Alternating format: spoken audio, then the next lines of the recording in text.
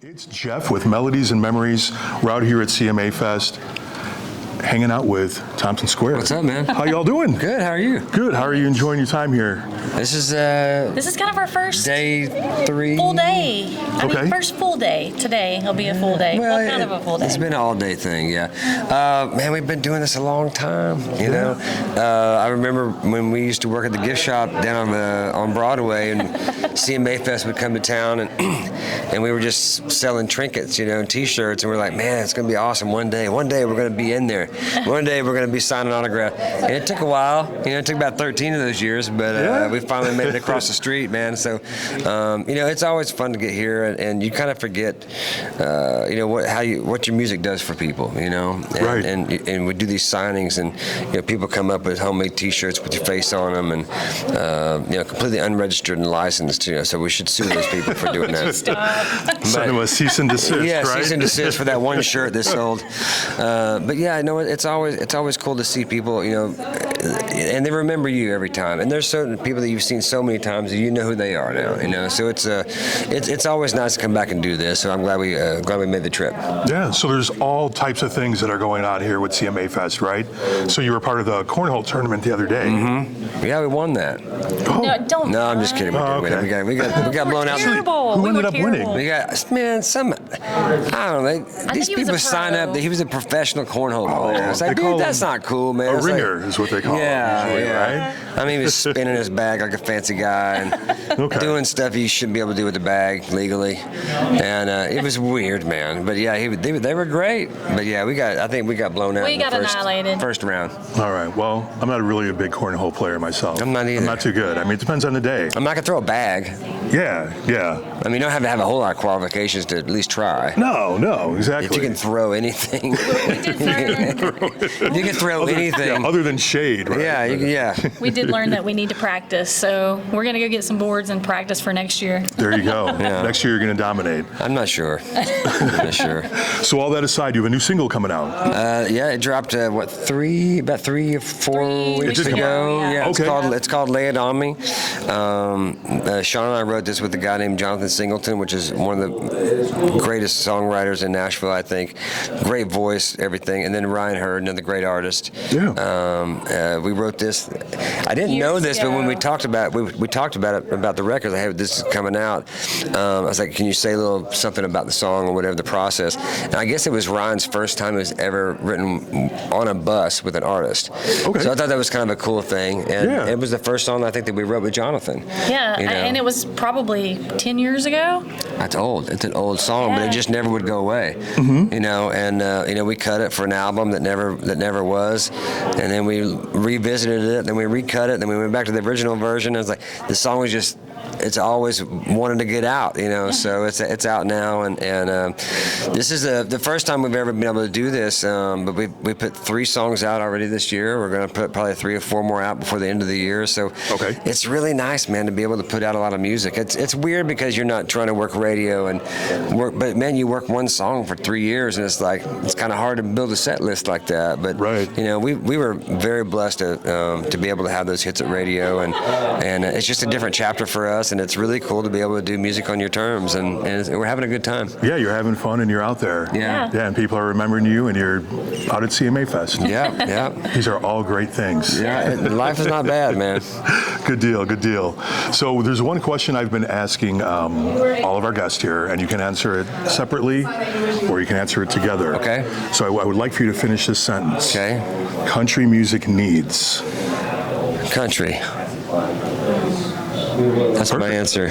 My thought was steel guitar, more steel guitar, but that would be back to your country music. Steel guitar is cool. Yeah, country music needs country. You know, I've said this in interviews before, you know, and not that our music, like Sean and I were raised on old country music, you know, Roger Miller, Haggard, you know, the whole regime of people.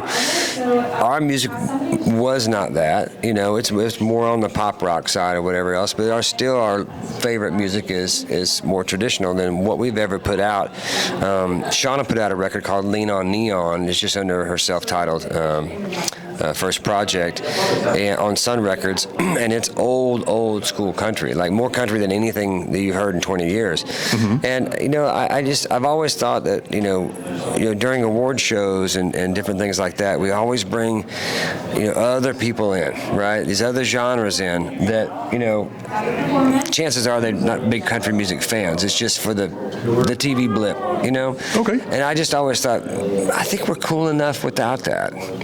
You don't see, Jay-Z inviting, Tim McGraw or whatever to come and do a hip-hop show or whatever else. So it's always weird to me that no one ever, country music never appears in any other shows. Yeah. But when it comes to country, we always feel like, we got to have someone in it to make us look cooler. And I just think we're cool enough. It's supposed to be separate. It's supposed to be different. So why do you think they do that? Is it to reach like a different audience? It's for numbers, man. Yeah, I think it's just the numbers. It's just numbers. Or this person's more popular, maybe make us look cooler if, we got Lenny Kravitz, which it was pretty cool when Lenny Kravitz. Well, I mean, Lenny Kravitz is pretty cool. Come on. I feel like the last. Lenny Kravitz is like one of my favorite artists of all times, dude. If I could look like that guy, Oh, come on. I don't even know how he does it, man. No. I mean, boy don't eat. I don't The know. past few years, though, I feel like they have given the spotlight more to some of the more legendary artists in country, which I think is very important, to do that. So Because you got to teach the younger generation, what came before you, and what a cool concept to bring,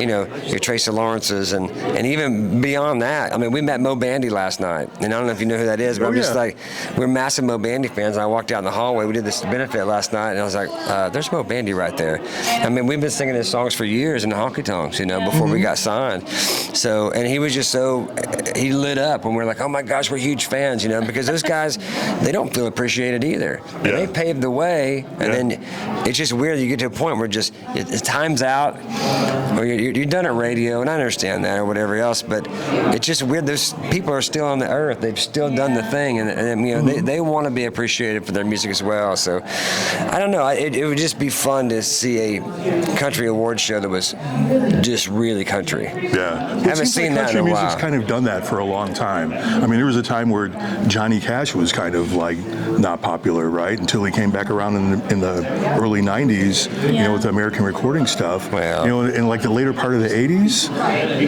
he was almost like irrelevant. And I say that because, I mean, he was irrelevant. He's the GOAT for me. No, dude, me too. And that's what I'm saying. It times out for some reason. And then he met Rick Rubin, and they started working on those American recordings records, and it just goes back to like, if you're so great, it's undeniable. Make music so good, it's undeniable. And those are my favorite Johnny Cash records, all 5 of them, 5 or 6 of them. Oh yeah. I mean, they're fantastic. They're amazing, just raw, authentic, stripped down. I mean, the first one was just him and an acoustic guitar, doing his thing. But Johnny has, I don't know if it's just his name or his style, his swag, whatever it was, but he's always been that artist that kind of like just whatever genre loves him. Rock and roll loves him. Hip hop loves him, and it's rooted in this, I don't know, just a real earthy place, And then he's doing Soundgarden songs, or and it's like, he did the Trent Reznor song "Hurt," and Trent's like, that song was meant for you, not me. I mean, he just, even as an old man singing with old man voice, it was better or as good as it was when he was young. I think it all comes down And there's not that many to, people that could do that, but Johnny was probably the one that could do that. It all comes down to authenticity, and that's the reason why everybody wanted to be. But he was just cool. A lot of you can time, man. There's a lot of people that aren't perceived as cool, when they get older or whatever. But Johnny was always in black. He was always just a slick back hair. He just had a cool vibe always. Some people are just cool, some people ain't. And he just always was cool. He was just always cool. That's the way we have to do it. We have to embrace it, and like you said, those who came like before, bring them up, elevate and bring them to the spotlight. It's good to see that. And country music's getting better at doing that. Yeah. There's some more twang getting back into it, which I really like. There's some really good stuff out there right now. But yeah, it's strange. We've been here for a long time. We've seen a big paradigm shift in the music, and a lot of it's great. Some of it's not. But that's with anything. I mean, you're not gonna like everything, but there's some really good stuff out right now. So it's exciting to be a part of it. Yeah. Very cool. All right, so appreciate you all spending some time with Absolutely. us here today at CMA Fest. Have a great time. Thank you. Can't do all the things, right? There's so much going on. Can't do the things. But you're doing a lot of things. Thank you, brother. I appreciate it. All right, Jeff here with Melodies and Memories.